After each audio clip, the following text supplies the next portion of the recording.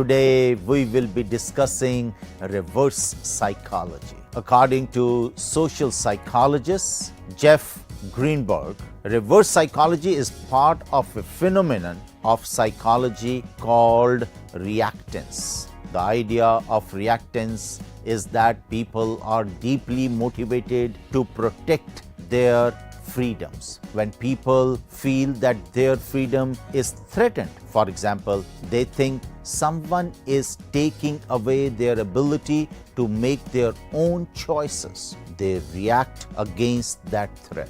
Thus, they may feel angry or defensive and try to reverse the threat. When you use reverse psychology on a person, you are threatening his or her perceptions of freedom. Threatening this freedom makes it more appealing to choose to exercise that freedom. Essentially, reverse psychology takes advantage of a person's reactance.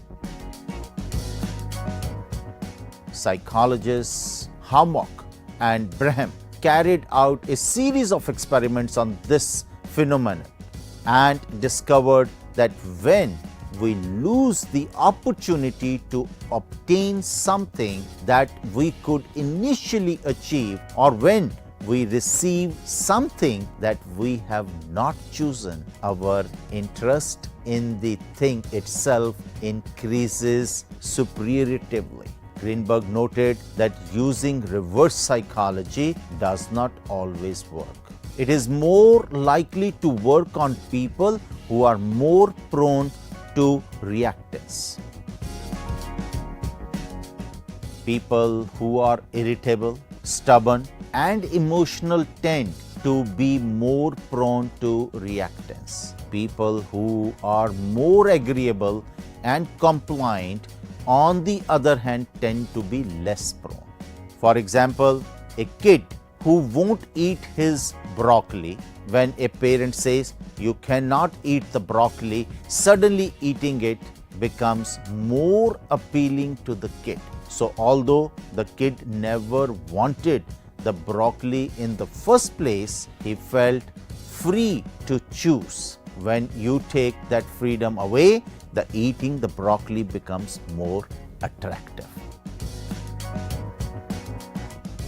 Greenberg also noted that there are phases in the childhood where kids are more susceptible to reverse psychology. Between ages 2 and 4, for example, kids can be more emotional and more rebellious, so reverse psychology may be more likely to work on them.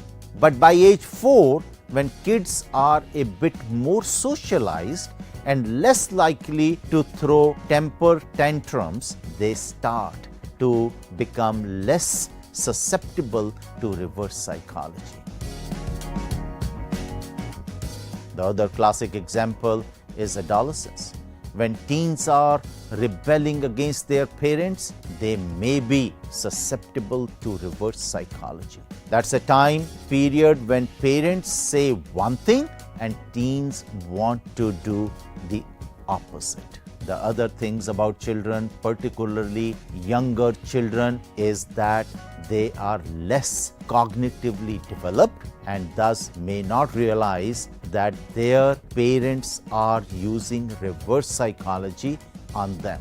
Adults are more likely to see through it. That's it.